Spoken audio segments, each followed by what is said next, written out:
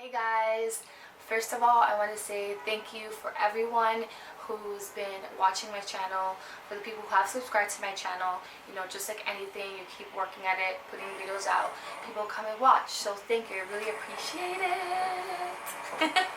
So by the way, it's so beautiful today. Today I think it's the first day that it's amazing outside.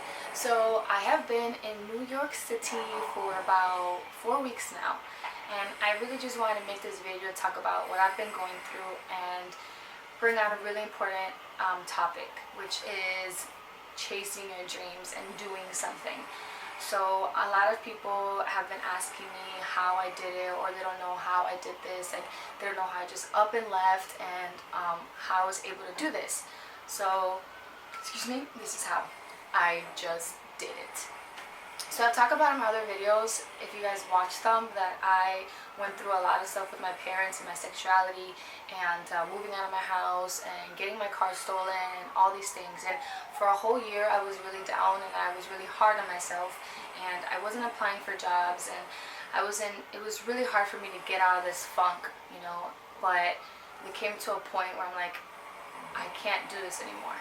Actually, there was a really big point in my life. I went to this awesome concert called Hillsong, and it was one of the most amazing experiences I've ever had. I was able to let go of all the hurt I had in my heart, all the disappointment, everything that I had, and it's really gave me a different perspective in life, but I will talk about that a little briefly.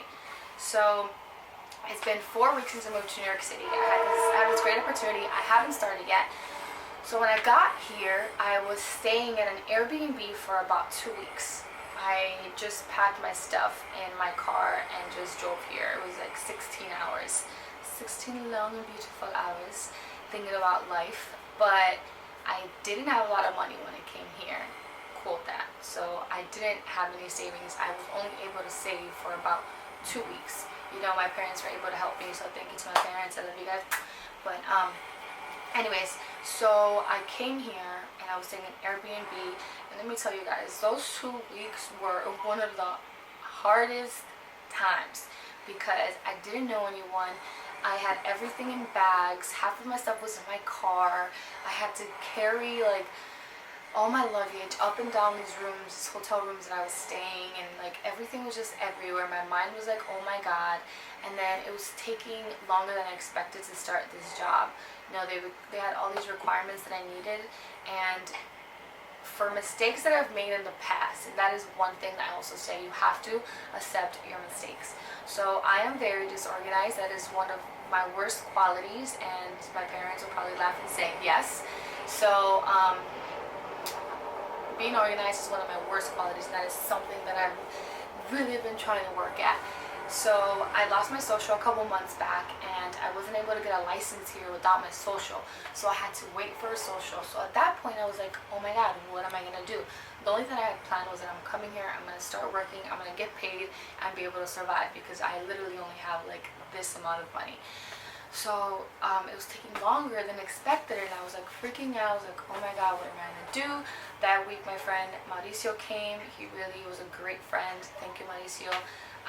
We went walking around, and we came to this restaurant, and I met this guy, and he helped me get this other job. So I have a part-time working downtown, and it's awesome. You know, it's a patio, and it's great, and it really like made me cry, but not like, oh my god, it's another job, but it made me cry just to be like, when you change your attitude, when you become a better person, or working towards that, or you're humble and all this stuff, other people see it, and like other people want to help you.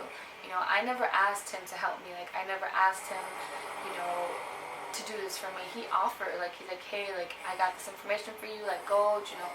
And it was just great, you know, how people can vibe off you, and it was a great. I felt so blessed, and I say this because it's crazy, you know, when you just meet people and they want to help you.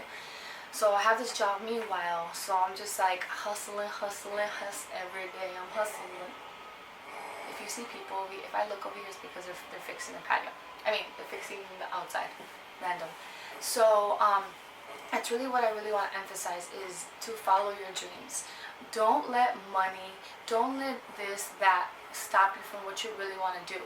Sometimes as humans, we worry so much about money, and yes, money is important to an extent because you got to pay your bills, you got to have good credit, and trust me, it's something that I am also working at. But you need all these things, that society makes us want, but don't give up on your dreams. It took me a while to get to this point, but I never gave up, and I've been so blessed.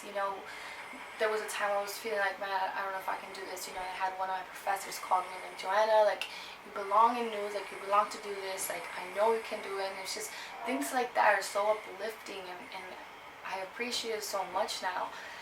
So it's been a good journey. It's been an adventure. Definitely something I would tell my kids. But if any advice I can give you guys is, don't allow bad experiences hold you down or mistakes pull you down. So I've been reading this book. It's called Live, Love, Lead, and I recommend anyone who's going through a hard time, who's like at a point where like you're feeling sad, depressed, any type of emotion, to read this book. It's by Brian Huston, and he's a owner of Hillsong Churches, and it's a great, awesome book. So I'm gonna read you guys this part that first of all, I'm a little nervous because I kind of like, I've been like underlining all the things that I like about this book. But anyways, so I'm going to read you this. It says, in my experience, it is always worth the effort to work through hurt and disappointment and see your less than ideal circumstances as opportunity for growth and learning rather than becoming a victim. Speaking for myself, there was a point where I was becoming a victim. I was blaming everyone around me. I was blaming things that were happening to me. I was being a victim instead of seeing these times of disappointment or these times of my mistakes, to work hard or something I wanted to do. And that is something that I really, really emphasize for you guys. Don't let these things hold you down. We're human. We make mistakes. Move on and continue to grow in yourself and your faith. Spiritually, there's always going to be someone talking about you. People who watch my video know me. They're going to be like, Joanna, you crazy. Like, I know. But it's because I'm this really funny, outgoing person. Sometimes I have a potty mouth. I will agree. I know. But, now I feel, even though I am in New York City alone and, I'm struggling, I'm happy.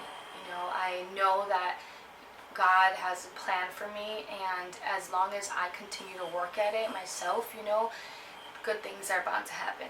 So I've been meeting so many great people, and that's one thing. Put yourself out there. Like, do it. Like, go and do it. You never know who's going to help you.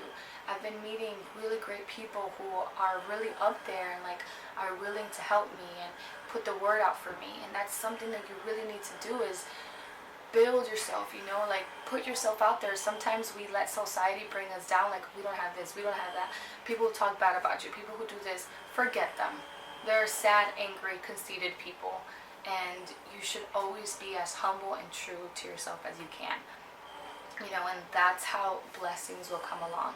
So I have been honestly blessed, with my family, with people in my life, with everything surrounding me, and I have a long journey to go and not far from perfect.